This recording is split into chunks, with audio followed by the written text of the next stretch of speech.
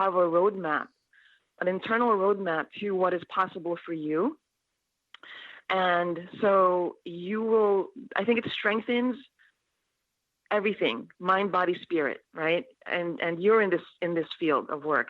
And when mind, body, and spirit are aligned and you know yourself, then you can go as far as you can go. Like there's no limit to anything. And the roadblocks that we encounter, I think, is our resistance. So the thing, the thing that you don't like to do, whether that's social media or any kind of, computer work, or whether that's cold calling, or whether that's, going to networking meetings, whatever that thing is, right? You've got to lean into that, because that's where your salvation lies in your business. Because I think our ego traps us in this idea that we have to be a certain way and we have to follow what everyone else has done that's been successful. And it's not true. Success comes in many forms and flavors and shapes. And when you know yourself enough, you will not allow those other things to get in the way. You won't allow a person who doesn't need to be with you, to take up your energy and time. Okay. Can I clarify a little bit? When you say know yourself, are you talking about my know and my purpose, or are you meaning something different? No, it means everything. It means your mindset. Know thyself is getting honest about who you really are. So if you have been living, so many people right now are frustrated because they can't go to meetings. We couldn't have face-to-face, right? We're all on Zoom. We're all doing things online and by the phone. And those people who were not willing to investigate or try the technologies in front of us, that's been with us for years, to try to do business in that manner, they felt very frustrated. It's very frustrating because it's a new world. It's a new language for them. And so that's what I mean when you want to go from A to B or A to Z, you've got to know your path. So you've got to know what kinds of tools, what kinds of, should you bring, how much food should you bring? Should you bring, this tool and this thing? So know thyself means you know what to put in your backpack for your journey of entrepreneurship. And along the way, does that make sense? Like that's my whole. It does, but I have another question. The question Sure. is, how do you find that? And is that something that you do as a coach or mentor? Yes. Well, I did it for myself. So here's the thing. If you are in a position right now and you're listening to me and you are feeling like you're in the lowest of your low, or you're feeling like your business is just, it can't go any further, and you're in that, that feeling, Tati, I'm sure you've been there too, like I have, that feeling of just total frustration, and I don't know what to do, and God, someone like help me, right? We've all been there. When you reach that point in your life, all you can do is look up and out and go, okay, like, I don't think I can go any lower, so now what? And when you ask that question, now what, you will be surprised at what comes to you, because you've just opened the door to possibilities. You've just opened yourself to your thinking about what is possible for you. And I don't know if that's answering your question right now. But because I brought myself through these steps in all the different things we did in my life, there was always a thing of frustration. How do we get more customers? How do we reach more people? How do we get people to walk through the door? I would look at the people who were successful in that field and go, oh, well, they did it. Let me try it. And it would work for some time, right? But there was a secret ingredient missing.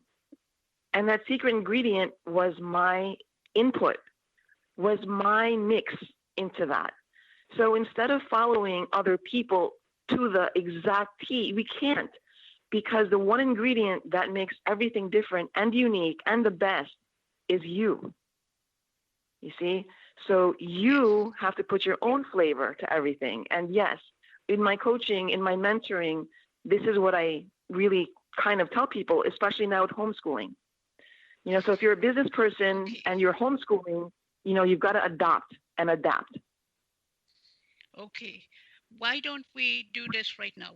Why don't you share with our listeners your contact information, how they can reach you Sure. if they wanted to, if they found your information interesting and they wanted to reach out to you?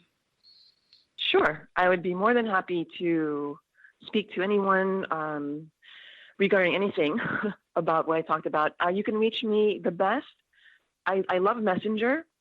So you can friend me or send me just a message through Messenger. And my handle is facebook.com/Marie TANNUS, MARIE.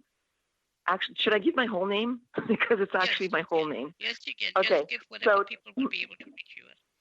Okay, so my name on Facebook is Marie Saldana TANNUS. So that it'll come up, and I'm sure you'll have it there. I have an ID. For us? Oh, sure. It's MARIE SALDANA T as in Tom ANNUS. Okay, on Facebook. My Instagram is the same. I think I'm still working on my Instagram. I do have a YouTube channel. It's getting rebranded, but it's Forever Living the Life with Marie TANNUS on YouTube.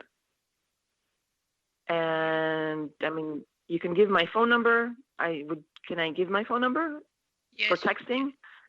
Yes. Sure. It's 941-807-4779. Okay. And what do you do for fun? So what I've learned is, having raised kids and, always in that mindset of, when they're older, when they leave the house, I'll do my thing. And I realized I was wrong.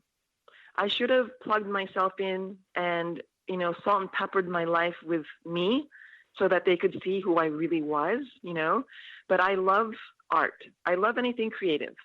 So pottery, knitting, crocheting.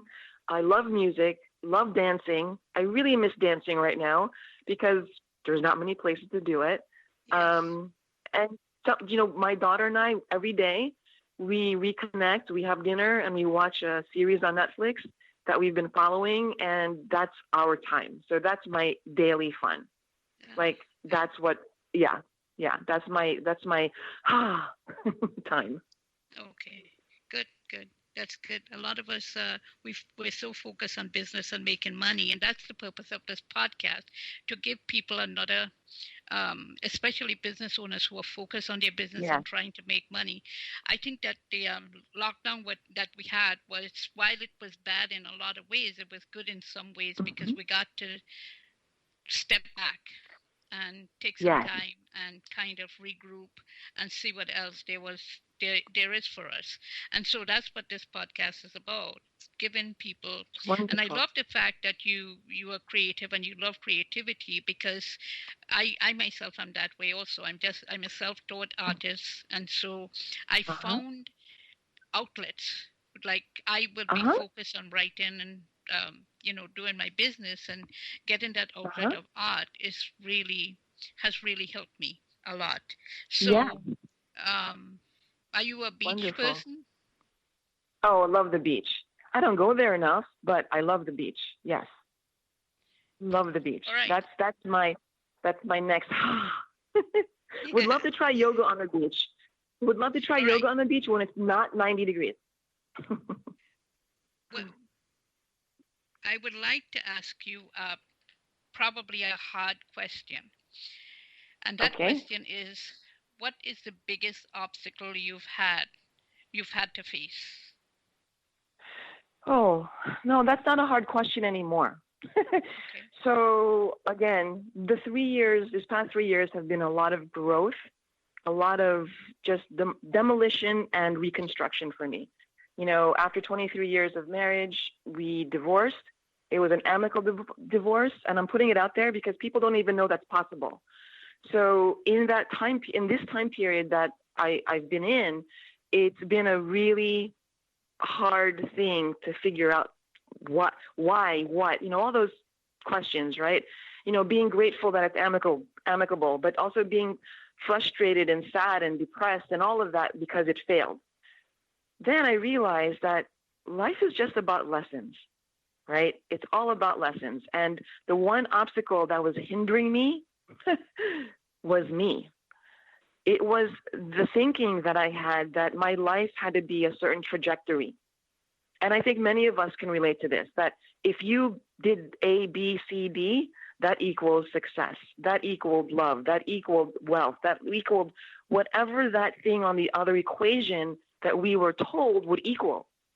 And I had to erase that equation because it didn't satisfy me anymore. It didn't make me happy. And so the obstacle that I was facing was really my own fears of what was possible for me, of what I could do on my own or with other people. It's not if you're self-employed, if you're in business, you are not alone. There are people out there really helping you, whether that's your support team, your family, your clients, your customers, your mentors, whoever. You are never alone. And that was what helped me, because we all feel like we're alone in this journey, but we're not. That's fantastic. Would you say that you're happy now? Yes. I was always happy. So here's the thing about business and life and homeschooling is that happiness is not a destination also. Nothing is a destination. I think even when we die, that's not a destination, right? So there's no such thing as the destination that we're all trained to think about. And so, yes, I've always learned how to be happy no matter what was going on around me. And that was since childhood. And I think it's because there were traumatic experiences in my life. And I kind of said to my child self, you know what? I can't live in this spot. I don't like, not that I was always happy as a child, but I didn't like that feeling, right? I didn't like that feeling of being in a dark place, of feeling all alone. Okay. And so I used my imagination to be happy.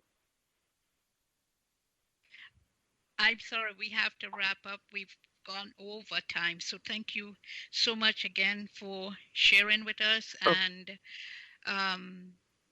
thank you again for your time. So thank you, Tati.